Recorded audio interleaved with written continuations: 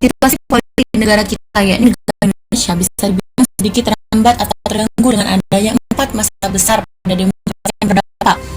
Di antaranya pelemahan terhadap KPK, investasi bodong negara, melemahnya peran oposisi di lembaga legislatif, pelemahan lembaga politik pemerintah.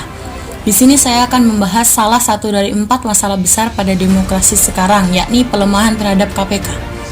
KPK sebagai salah satu lembaga yang lahir pasca reformasi dengan semangat pemberantasan korupsi tinggi, diharapkan bisa menjunjung tombak.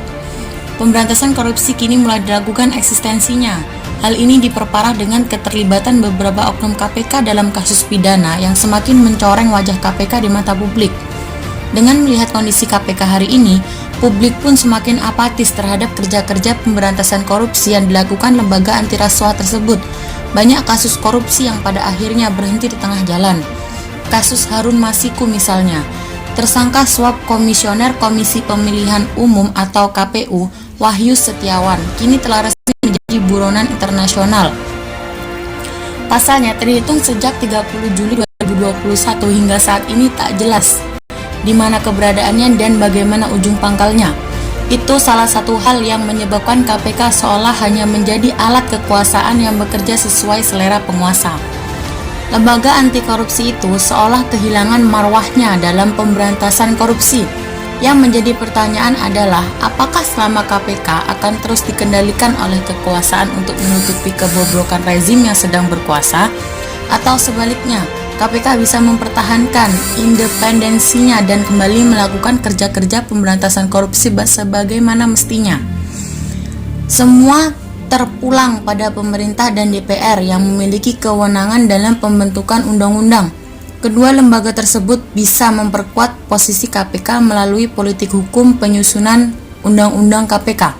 Apakah KPK tetap diberikan penguatan secara lembaga atau justru dilemahkan? Tentu saja kita berharap KPK terus diperkuat lewat berbagai kewenangan yang dimilikinya dalam kerja-kerja pemberantasan korupsi. Pemerintah dan DPR selalu mendukung langkah KPK dalam upaya pemberantasan korupsi di Indonesia sebagaimana tujuan awal lembaga tersebut dibentuk, bahwa korupsi merupakan kejahatan luar biasa yang harus dilawan karena dampak sistematik terhadap kesejahteraan rakyat.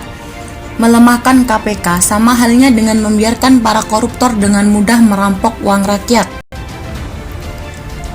Untuk itu, negara berkewajiban melindungi hak-hak warga negara agar tidak dikorupsi oleh segelintir orang yang memperkayakan diri dan kelompoknya. Dalam hal ini, pemerintah harus memastikan bahwa korupsi tidak boleh tumbuh dan berkembang di Indonesia. Opini saya, harus ada upaya besar agar KPK dapat memberantas korupsi secara lebih masif dan efektif, karena sudah terlihat sebelumnya bahwa KPK kurang efektif dalam menyelesaikan suatu masalah karena KPK kurang tepat. Dapat dilihat dalam sebelumnya saja, banyak masalah-masalah yang menggantung tanpa ada kepastian. Independensi KPK itu juga harus dijaga dan memperkuat fungsi koordinasi dan supervisi dengan lembaga penegak hukum lainnya.